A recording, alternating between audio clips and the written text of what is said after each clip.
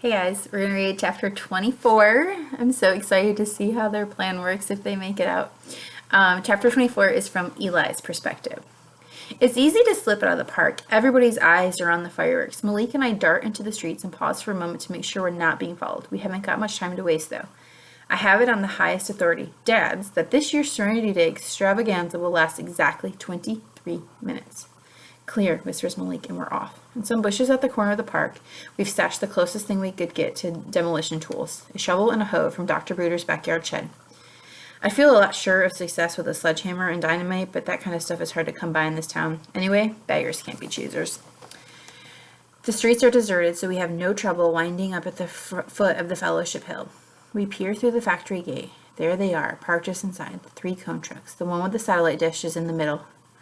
Looks like it's wearing a crown, I mumble. Malik grimaces. Let's dethrone it. There's no sign of the Surety Patrol. Maybe it doesn't even operate on Serenity today. The Purple People Eaters have other jobs tonight, like setting off fireworks and losing tug-of-war. Tools in hand, we scale the fence and run to the center truck. I hoist myself onto the hood. Malik climbs aboard via the payload, kicking dusty cones in all directions. We reach the dish at the same instant. Remember, try to time the blows with the explosions of the skyrockets. That way there's less chance anyone will hear us. Yeah, you do that, he tells me. I've waited 13 years to beat the snot out of something, and I'm planning to do a good job. He means it too, because his first swing with the hoe misses the end of my nose by about 3 inches. Makes a gonging sound as it slams into the metal dish, denting it. I start whacking away with my shovel, all the while searching for some cable to cut. I brought our meat scissors, which would behead a rhino, but the signal generator is stronger than it looks, and the wiring must be inside it. We're inflicting major damage on the dish, twisting it into a piece of modern art. Shards are breaking off and flying every which way, yet the heavy base of the thing is almost untouched. I change my strategy. I leave the hacking to Malik and concentrate on trying to break the connection between the control box and the truck body. I pound on the roof of the cabin in an attempt to buckle it. If I can create a little space, maybe I can get my shovel underneath and lever it off. Then I slice through the wires, get it on the ground on Malik, and I can pound it into jelly. Sweat is pouring off Malik, and he grunts with every swing of the hoe. I must be just as bad because my eyes are stinging and I'm having trouble with my grip on the shovel. That's how sweaty my hands are. We battle on furiously. All this as detonations of light and color go off in the sky over our heads. That might explain why we never hear the golf cart. Oh god. Freeze! Booms a deep voice. The next thing I know, a purple arm has Malik in a headlock, and I realize we've been caught. His eyes widen in terror, but he's unable to struggle or even cry out. Without thinking, I swing my shovel around. And catch Alexander the Grey right between the shoulder blades. He drops like a stone and rolls off onto the ground, where he lies still, gasping for breath. That's when I see the cart parked behind us. Brian Delaney is out and running toward us, his expression full of fury. Hang on, I yell at Malik, who is dazed but unhurt. Just like that, I know what I'm doing. I abandon the shovel and vault into the cab of the truck. There's no key in the ignition, but I flip the sun visor and the key falls into my lap. I jam it into the slot and twist. Oh my gosh. The big engine roars to life, desperately. I take in my surroundings and realize in horror that this is nothing like Street Racers 2014. The transmission is a stick shift. I've read about these in books, but since Dad's Lexus is automatic, I've never bothered to research how to drive one. Oh gosh. I give it some gas, forcing the handle into spot marked 1. There's an awful screech and the truck shudders but doesn't go anywhere. The clutch! Use the clutch! Hollers Malik. I'm clutching it as hard as I can, I shout back. It's the pedal to the left of the brake. Clearly, Malik has a more realistic video game than mine. I press on the clutch and reshift, and this time the truck begins to crawl out from between its brothers. There's a thump as Brian jumps on my running board. An indigo-sleeved arm reaches in for me. The hand grabs my hair. It hurts, but it gives me time to roll up the window, catching him just below the elbow. Out of the corner of my eye, I see the hoe handle come around and whack him on the side of the head. His body stiffens, and I lower the window just enough to allow him to fall off. Go, go, go, orders Malik. Get in the truck with me. I can't. I'm busy. I can hear him still hacking at the dish on the roof. He's right. All of this is for nothing if we can't knock out the barrier. The cone truck plows through the metal gate, leaving a snarl of broken and twisted chain behind it. I wheel onto Fellowship Avenue and shift into second for going up the hill. There's another screech, and for an awful moment the motor begins to cough and sputter. Don't stall, don't stall, don't stall, I beg. Please don't stall. In the rearview mirror, I see the golf cart with 2 purple people eaters working its way through the ruined gate. They make the turn onto Fellowship and start after us. Brian is bleeding from the side of his face. I swallow an involuntary wheeze. It's the first time I've ever drawn blood from another person. Sorry, Mrs. Delaney. Drive, howls Malik in between loud blows. It hits me in a stab of panic that if the engine dies, I have no idea how to get it started again. It's a putting dangerously slow, and then it catches with a smooth, healthy sound. We crest the hill, and I head for the park, ignoring stop signs. The fireworks display is still going on, which means we're not too late. The golf car is just fast enough to keep pace, or maybe I'm slow enough to keep pace with it. The truck can do better, but not in this gear, and I don't dare shift into third.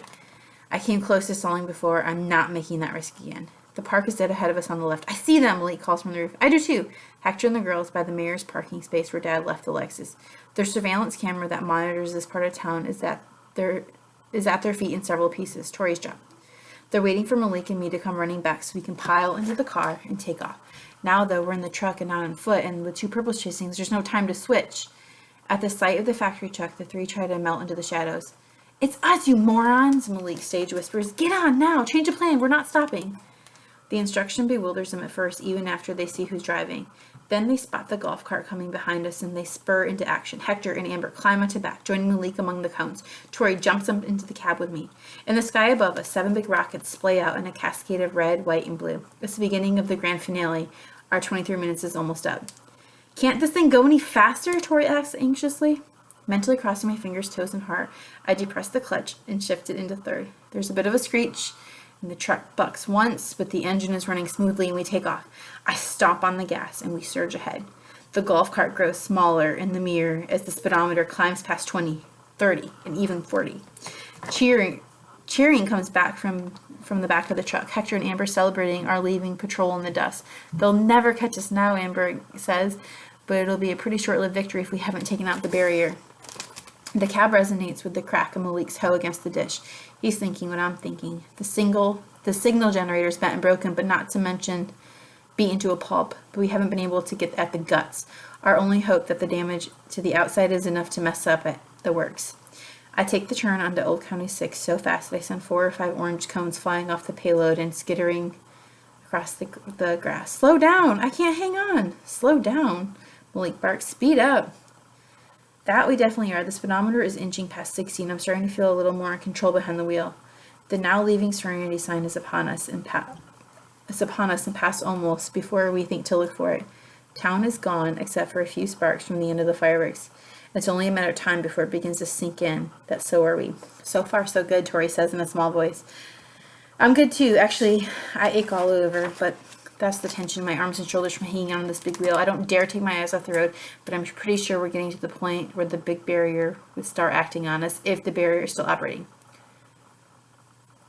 A whimper from Amber reaches me through the open window. By the time I process what that might mean, I feel it too. The nauseated stomach, the pain and pressure in my head. Oh no, the barrier is still there. The onset is sudden and overwhelming, a blinding, searing agony that grips our entire bodies, blotting out everything else. It's our speed, I think, struggling to maintain control. We're not on bikes. We're blasting into the heart of a barrier at 60 miles per hour. Tori is half out of her seat, doubled over and retching. Above me, I hear Malik hacking furiously at the ditch in a last-ditch effort to destroy it before it destroys us. Hector is screaming. Amber is moaning. It's a nightmare moment of total chaos. But even worse than our suffering is the crushing reality that we've lost. The choice we face is grim in the extreme. We can turn around and be dragged back to the life for the rest of our lives as prisoners and lab rats, or we can go forward and die. Total failure. We're in such a hurry to get Malik out of town. We were in such a hurry to get Malik out of town by Serenity Day that we patched together a plan without really thinking it through. How could we be so crazy as to believe that we could knock out a sophisticated high-tech barrier system with gardening tools?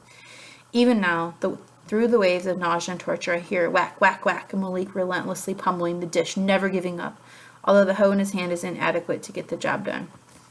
He fights on. The hoe may be puny, but it's the only weapon we've got. All at once, through the fog that's coming down over my eyes, it dawns on me that we do have another weapon. We have a speeding truck. I scream at Tori, get me an orange cone. She's so lost in her misery that it takes a few seconds before she realizes I'm talking to her. I scream again, a cone, now. Moving like a 90-year-old, she eases her upper body out the window. There's some shouted conversation over the engine noise, and when she comes back into the cab, she's holding out a traffic cone. I take it and scan the road ahead in the high beams. To my right is a deepening valley. On the left, Desert pines announce the edge of the Carson National Forest. Get ready to jump, I tell Tori. Wait, jump? Why? There's no time for an explanation because up ahead the lights illuminate exactly what I was looking for. A weather-beaten sign warns of a sharp left turn directly ahead. Just beyond it, a line of white-painted wooden posts followed by the curve of the road. I grab the cone and jam it into the gas pedal, wedging it against the front of my seat.